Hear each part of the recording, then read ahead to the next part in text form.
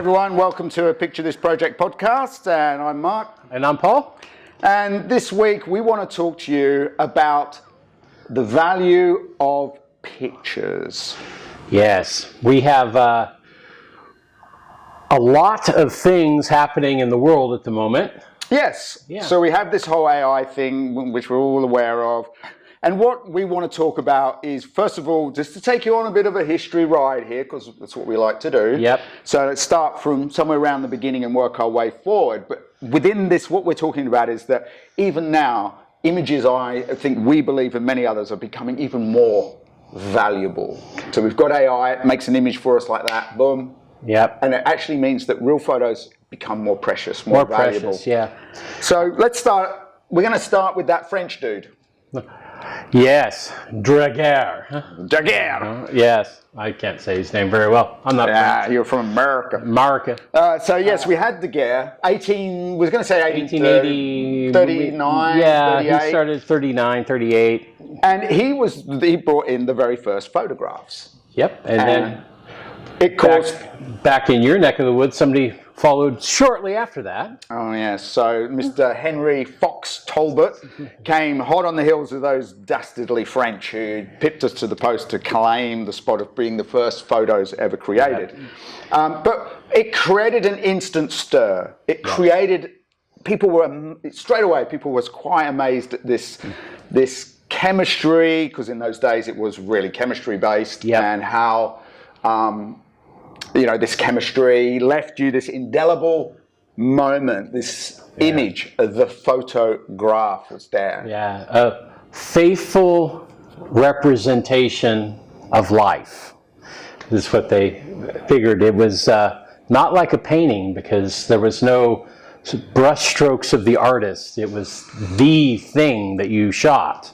Yeah, and it's the play of light hitting chemistry, and that's which made it so magical, I suppose, and such captivating us. And so I think it was around 1845 in Berlin was the first photo exhibition of photography inside an art gallery. Yep.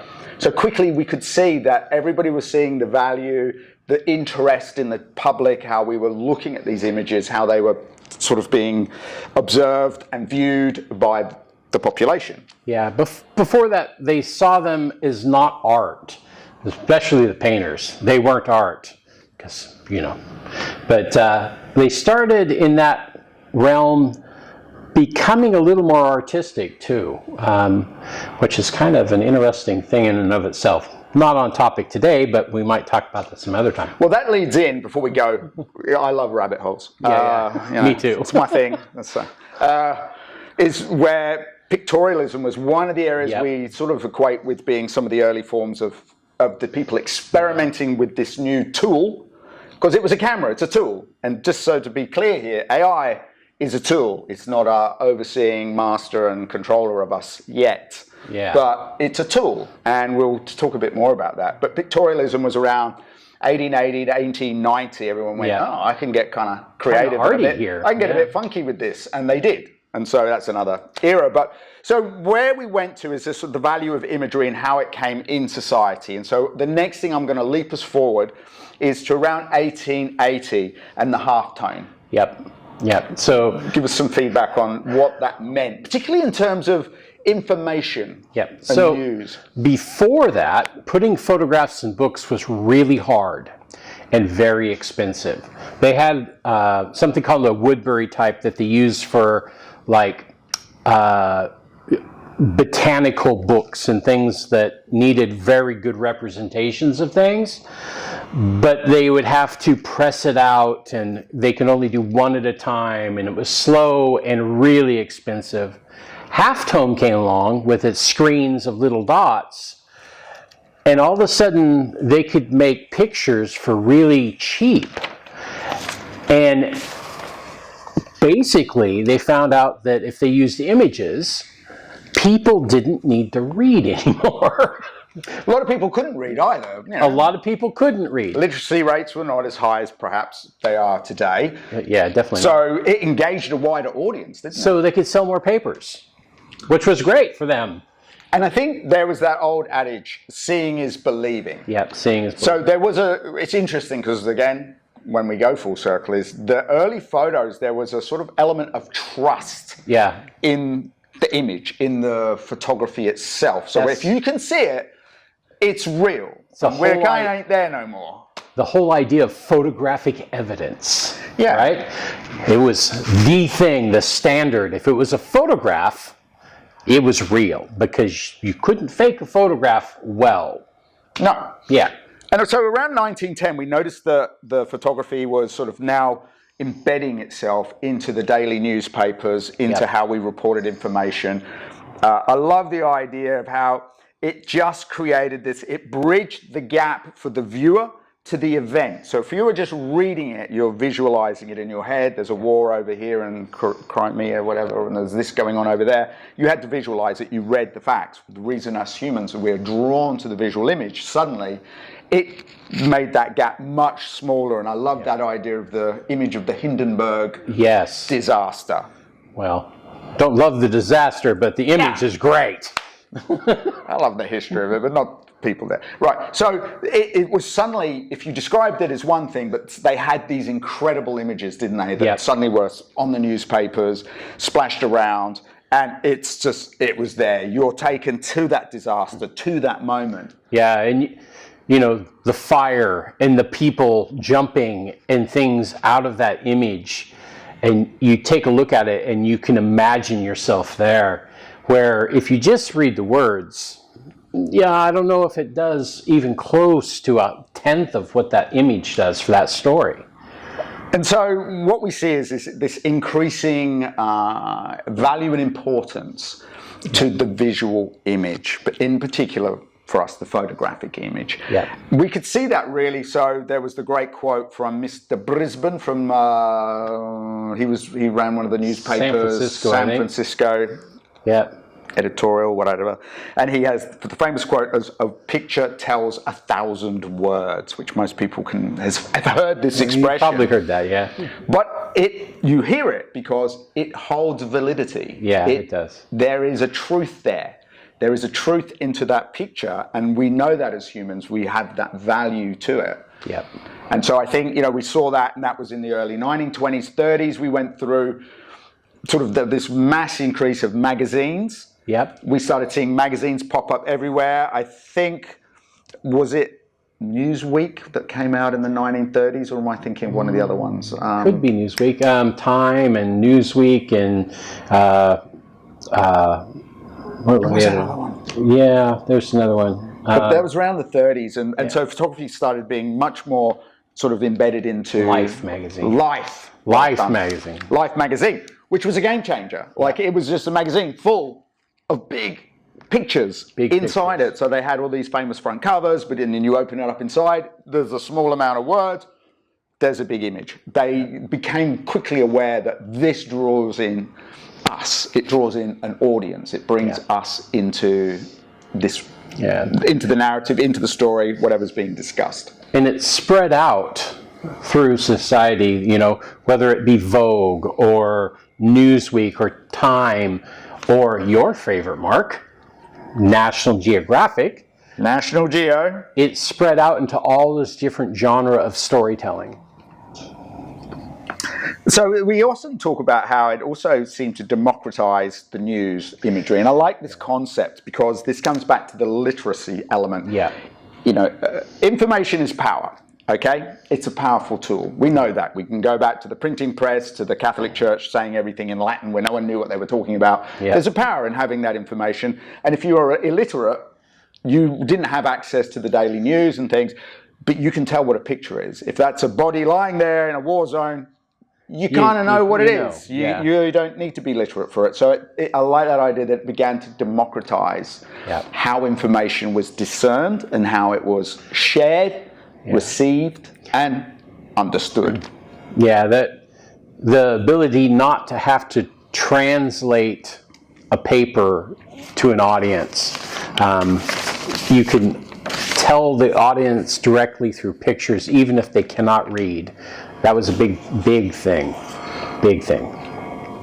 And so we went through the 60s, the magazines, 50s and 60s, we saw how imagery... Golden era, yeah. Well, that came into pop culture as well. Yeah. We saw how then it exploded into pop culture. So for pop culture, youth culture, that was really its early phases. Yeah. Just how music and how we understood the cultures and sounds at the time.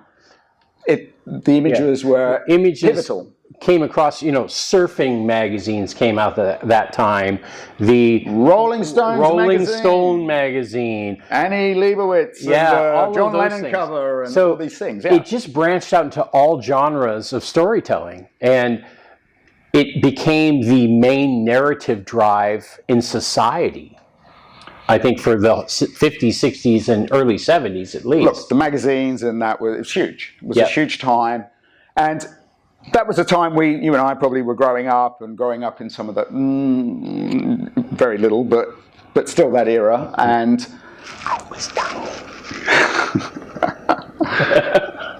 And then we went through sort of so we're going to shift now. So where are we going with this? All right, so we've got this sort of build of the value of imagery, how valuable it was in the pop culture, in news culture, yes, in advertising too. The 50s, advertisers saw the value of how the photo was a very valuable tool. Women's magazines, imagine, without photos, you're not going to sell your perfumes as easily or as successfully. It's those images and how that works. So images are really, really important. They are. So what happens next is we come from a generation, us older photographers, where we started film, did all our training, learning film, and transitioned into around 2000, we shift into the digital age. Digital age, 2001, yeah. And so images, they're still valuable, but we're gathering that visual data in a new way. And that has impacts on how we digest them, how we use them. And maybe we should just jump straight into it and go, not long after 2006, 2007, we've got Facebook, we've got smartphone, we've got YouTube, all these things are popping up. It's like any new technology, they're popping up. Steve Jobs. With his phone. Yep. And so our relationship begins to change with images. Again, there becomes another democratization of photography, which I thought was interesting, where suddenly as the uptake of people took on smartphones, I used to go and do talks and lectures at various institutions and schools talking about these changes. And I could stand in a room of a bunch of 12-year-olds, 13-year-olds, and the teachers, because we're doing a talk, and I'd say to everyone, hands up everyone who's got an image-making device, camera. Every hand goes up. Just about every single kid has either got an iPhone, an iPod, an iSomething, there's some device. But yet if you'd asked in my day... Yeah, my day too. It would have been different. They would have asked and you'd be like, I think mum and dad's got a camera. People maybe. A few of us stood up, the camera guy did it, but mostly no. So again, we're seeing this change, this sort of cultural shift where suddenly we're all photographers now. Everyone's a photographer. I'm not saying we're all good at it, but we're photographers. Then social media hits. And one, you don't need money to take pictures anymore because you don't have to buy film. So if you don't have to buy film and you've got a free site that you can join, social media, you've got a place to offload your photos. But that meant this exponential increase as well in images, which that in itself had an impact, that increase. We take more images now per minute than we did in the first 100 years of photography. It's kind of crazy. Was it 1.7 trillion a year? It's a crazy number. I could say I thought it was 1.4, but I think next year it could be 1.7. It's at a number where it doesn't even matter anymore.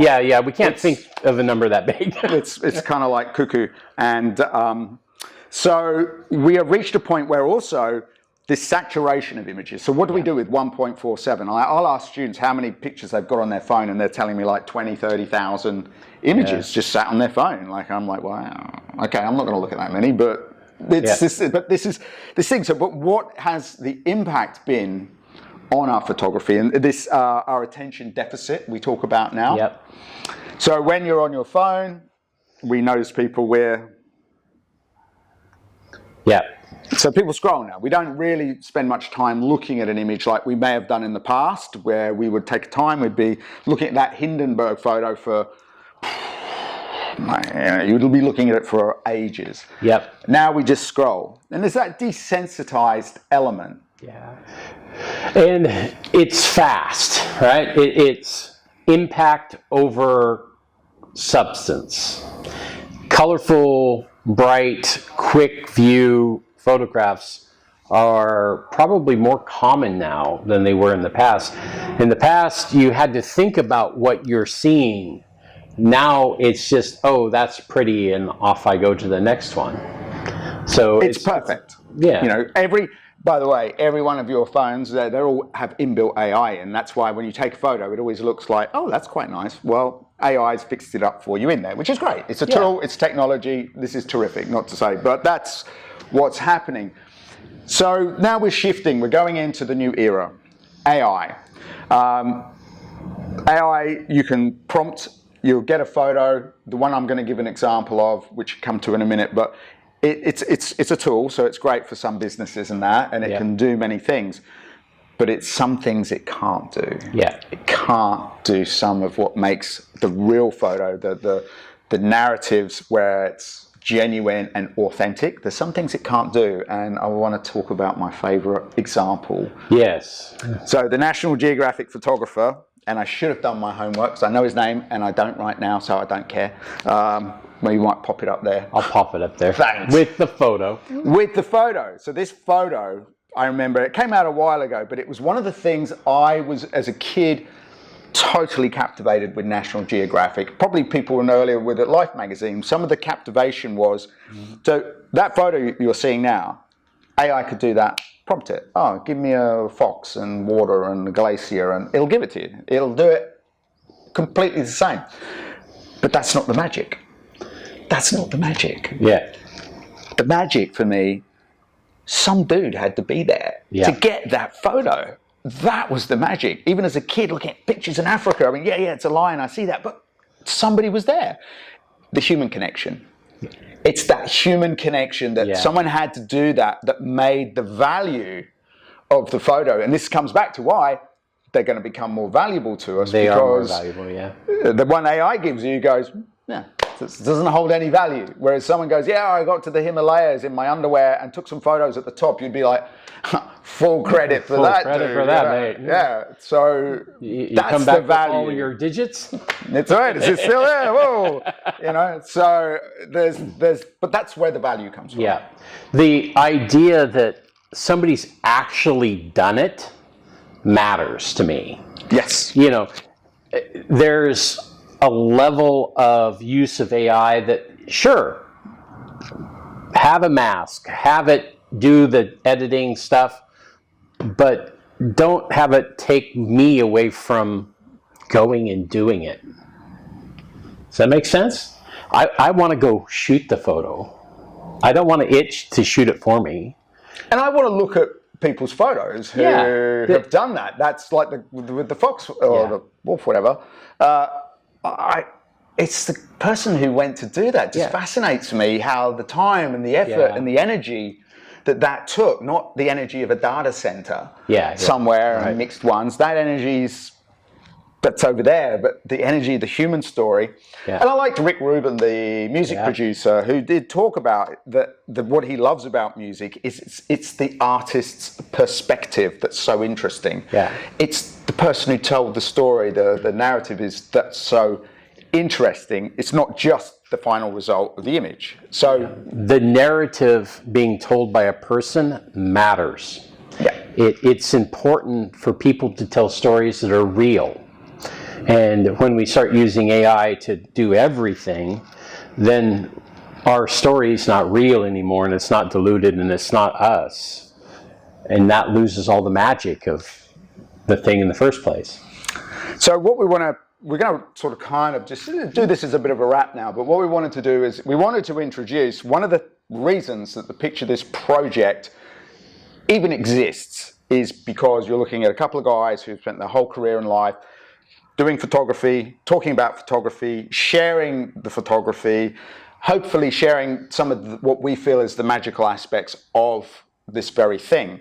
And one of the things that we want to do is to maintain that we remember that value itself. That value, AI is fine, just a tool, doesn't frighten us, not worried, we're not anti it. But what we are about is that transparency, authenticity in the photography. Yep. And so to picture this project, what are we doing? What are some of the things where we're going to have available very soon? Well, the first thing we're doing is workshops. At the moment, we're doing black and white workshops. Digital? Eventually, not this second, we're not doing digital workshops. That's all right. What are we doing? We're doing black and white film development. Film. That Film old school develop. stuff. Oh, and who's our number one demographic for film? Gen Z. You're saying it like an Englishman. I'm saying it like an Australian. Gen I've been here a Z. long time. Gen Z. So, but 20-somethings is interesting. They're our biggest uptake and curious about film, aren't they? Because they've grown up in perfection of the image world, and they're curious about the imperfections of film. It's kind of interesting. Yeah, they get hangover from all of the perfect skin and perfect people they see, I guess. All the skin smoothing. The other thing we're doing is we have been building an app. Tell me more. Well, basically, the app will allow people to have a place to display their images, share with the community, have the community comment, give feedback. Also, it's a place to propose projects that you want to work on, and we're looking at possibly having funding for those projects. Also, you get to vote on which project gets funding. Democratization at work again. Yes. Look at that. We just So that's being we're testing it now, I guess we could say, but eventually, shortly, hopefully, we're going to roll that out. watch this space, because we know that there is a demand for it. We know that people would love to be a part of that. And as you say, the project thing is about, we get to, all of us, take part in seeing the stories that are being proposed from someone chasing wolves in the Antarctic to someone in a favela in Rio, and they want to do a story. We don't mind if you're taking it on one of those or a $10,000 camera, because the people are going to vote for what interests them the most anyway. And that's the beauty of it. They might go, I'm loving what this person's doing. And so we're promoting it. We're keeping its value alive. We all get to share in the stories as they make those, as they progress. So we get to watch this live. And we're global, so no matter where you are, you can take part. We have people in Lithuania, Brazil, Argentina, Italy. We're looking to have a global network of people. So just because you don't live in Australia doesn't mean that we don't like to look at your stories. Send the stories in as proposals. Yep. And we'll be keeping you informed. Hey, if you like any of this, this creates an interest for you, please, whatever this thing they do where you've got to talk to us on the thing and tell us that you're interested, and we'll give you more information. We're on Instagram. We've got things happening. This is all very exciting and new. We'll keep the podcasts going, so we'll keep everyone up to date. But everyone, I think that's a kind of a wrap. We just wanted to get that out there for you guys, and look forward to talking to you again soon. And seeing your projects. All right. Yep. Laters.